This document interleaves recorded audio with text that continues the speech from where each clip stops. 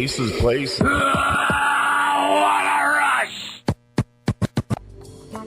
Ace's Place. Welcome to another Ace's Place show.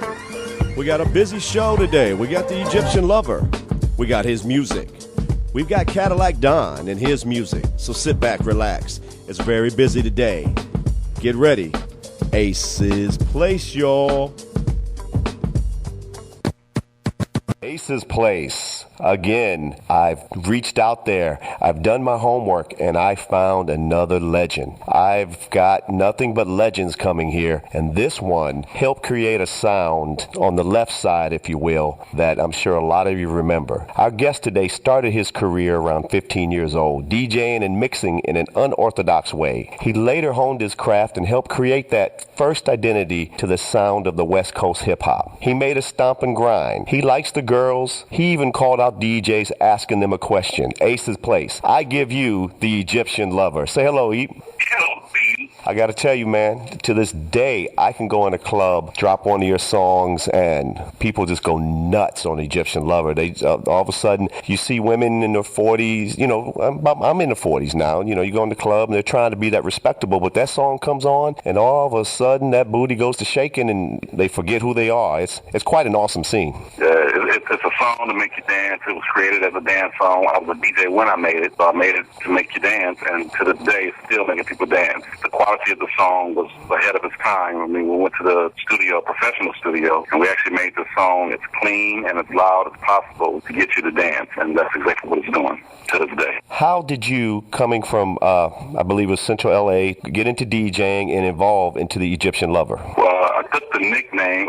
First of all, LA was like a multicultural place, and it had a lot of different kind of people that dance, gangsters, graffiti writers, whatever it was. So everybody had their gangster name on the back of their jacket written in old English lettering, and you know, there was like Sir this and Sir that and Mr. this and Mr. that. So I thought, well, my name's going to be Egyptian Lover. And this was way back in the day before I even thought about DJing. So when I became my high school's DJ in '78, they actually was my DJ name, and I said, well, it's Egyptian Lover. That was my nickname before high school. So I became Egyptian Lover, the DJ from my high school, and that became into making mixtapes from my high school with my own raps on there, because I wanted more than just Rock of Delight. So I had to create my own raps and sell mixtapes with my own raps on there, and it just got bigger and bigger from there. And then I started doing my own dances. Then I joined the #1 dance promotion, which was Uncle Jam's Army, and then it just went sky high from there. I was noticing in your bio that, like I mentioned in the intro, you kind of mixed unorthodoxly. Most people with 2 turntables. You was a turntable and a cassette deck. And I'm guessing from the skills you have that you was probably really good at it just with that. Yeah, well, actually, when I first started making mixtapes, I had 1 turntable and 1 cassette deck, and I would actually use the 1 turntable to actually make my pause button tapes. So my tapes will actually sound like I'm using multiple turntables, while I'm actually using just 1 turntable. And then a promoter from a club asked me, can I do that live at a club? And I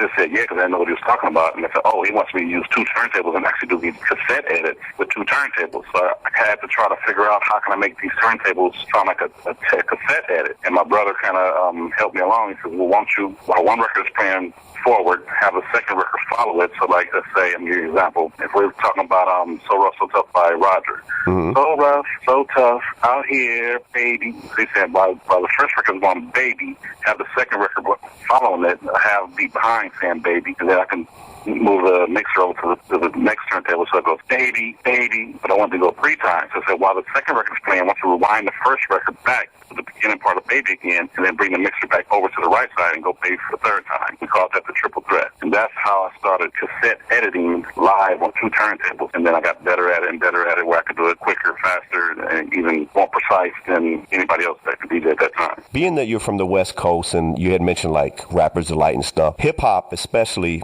back in when you was coming out, was really the East Coast. New York, Grandmaster Melly Mel, Grandmaster Flash, Super Rhymes, etc. And then you guys had this whole complete sound. Did you on purposely want this sound to be different, or how did this West Coast electro kind of hip-hop evolve? Well, that became popular with Uncle Jam's Army. Uncle Jam's Army was playing a lot of the hip-hop music from New York. I mean, I didn't care where it was from, as long as it was good music. So we'll play the New York stuff. I was the DJ who played the high-tempo rap stuff like Planet Rock and Survival by Nelly Mel, Scorpio by Grandmaster Flash, and then I would play stuff like Electric Kingdom and even stuff from Detroit like Cybertron's Clear and R9 and stuff from Miami like Pretty Tony. So I was always the one playing the high-energy stuff, but that's the stuff that I love. I love the Kraftwerk sound, so anything that had that Kraftwerk beat, that was in my play mix.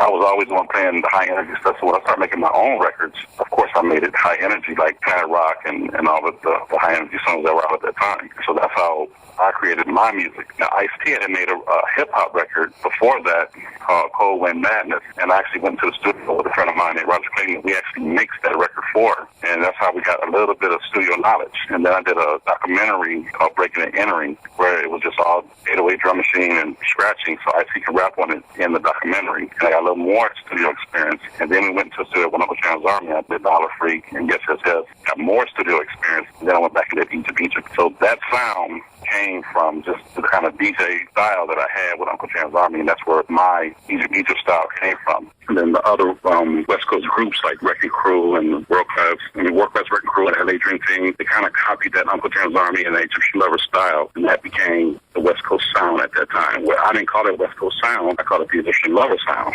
Right. But there was still other people doing things on the West Coast that just wasn't getting notarized. Like there was Master Spade, there was Ice-T still doing their thing, which was West Coast rap, and I was just doing my Egyptian Lover sound, which was that high energy rap. You just made me think of something here. Like you said, you was calling it the Egyptian Lover sound and all. Back then, did you feel like you was competing with the East Coast at all? You know how it did escalate there for a little while. At that time, you didn't even care what was going on the East Side? You were just doing your thing, or was it sort of like, yo, we got to sound better than them? No, I never had a thing toward East Coast or trying to be at East Coast or anything like that. I made what I like for my people here to dance to. I remember when Run DMC came out here, we had booked them for a show. Before they became popular, we had booked them for a show. They had one record out. They came to an Uncle Jam Army show. They did their show, and then Jam Mr. J saw me mix. It was like, wow. I ain't never seen anybody mix like that before. So I taught him a few little moves, how to do little things on the turntables, and it became part of his style. What he used to do, he was saying things like, man, you should make a record with your style of mixing. And that's when I kind of put that into Egypt, like little edits from Egypt. Egypt came from my style of mixing. And the breathing on the mic, I was doing a little Prince breathing on the mic. I put that in the record. And my chant style that I was doing back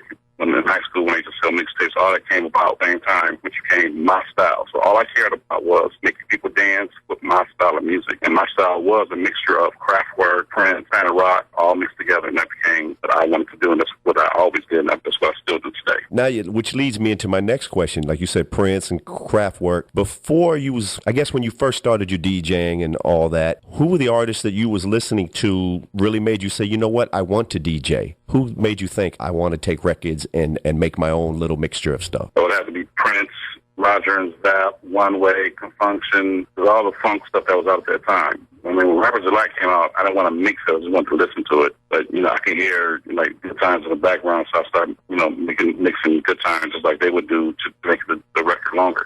Now, I didn't know New York did any of this kind of stuff. I just was listening to the records and kind of imagining how they got the idea to do certain things, kind of created my own way of doing it. So I've never been in New York at that time. Had never been in New York. There's rumors saying I went to New York and learned how to mix. Actually, I taught myself how to make in my garage with one turntable and a cassette deck. So I created my own style of mixing that way. And there was no one mixing that way at the time. And I gave it names. I created names like the Triple Thread, the 1000 Thread, different names I gave my mixes. So if you ever see me mix, you'll know that I have a style unlike anybody else. And this is my style. This is what I've been doing forever. This is what I still do today in my shows. Now, you've mentioned like Uncle Jam and all this, some of the people you've worked with. Who's some others that maybe you, like Uncle Jam, let's say you was under his wing for a second.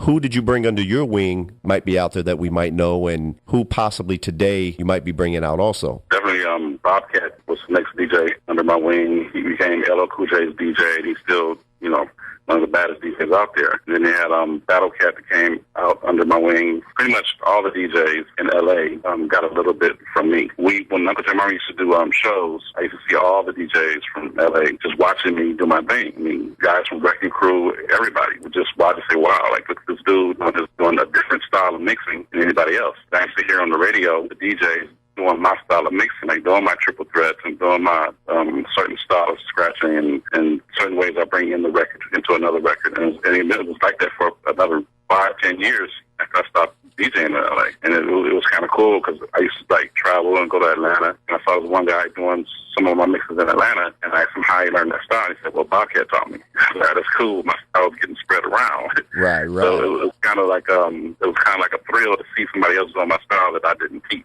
that somebody that I taught. So it kind of rolled along. So it was kind of cool. This sound, though, this electro kind of hip-hop sound kind of got, I don't know what's the correct word, but another influence from the West Coast took over. What do you think that brought that out? Was it because of, let's say, Grandmaster Melly Mel doing The Message, which was more of a realer rap, and that influenced the West Coast to come out more with their realer rap, if you will? I think it was already out here. Okay. West Coast had their own style of street rap. I called it street rap back in the day. I mean, Ice-T was doing it. Certain Special State was doing it. Even on my mixtapes that I used to sell in high school in 78, 79, I was doing it.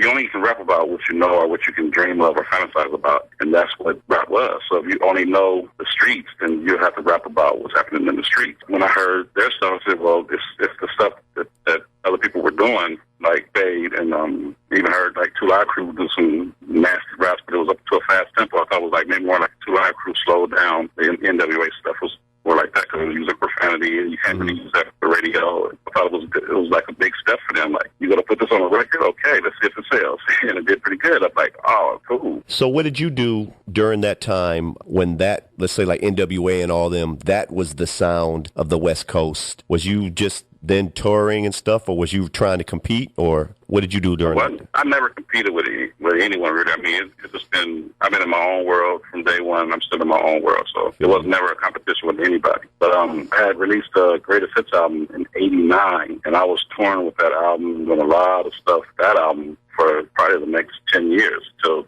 '99. I released like another Pure Mix that came out within that time, and then I made Back from the Tomb, and it was '94.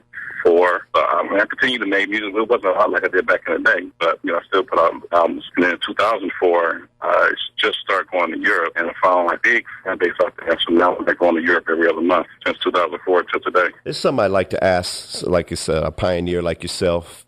In today's music, what is it that pleases you that what's going on in today's music, and what do you wish wasn't going on in today's music? Well, it's like a double-edged sword.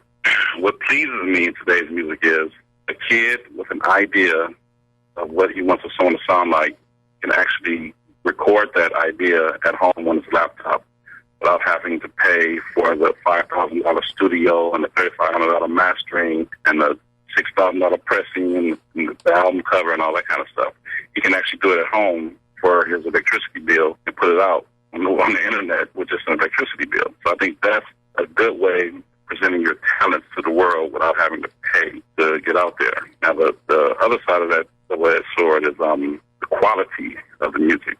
If you don't go to the studio and you don't get it mastered and you don't get it professionally printed, it's not going to sound the same. So the mastering is a big difference when you get something mastered in the mastering studio. It's like the final EQ of something done in a professional studio. Mm-hmm. You get professional sound quality that you can play on your phone, your boombox, your car, your TV, the clubs, festivals, and it all sounds exactly the same, no matter what device or what sound system you play it on. It's all going to sound the same because it's been mastered and it's been done in the professional studio, so there's no distortion. It's just a loud, good quality sound. Oh, yeah, we just had the Egyptian Lover. We want to thank him. We know he was busy and he had to get into the studio. So thank you for being on Ace's Place. Let's get ready. Take a break, and then we're going to hear some of his P90X cardio music. Get ready, y'all. Ace's Place.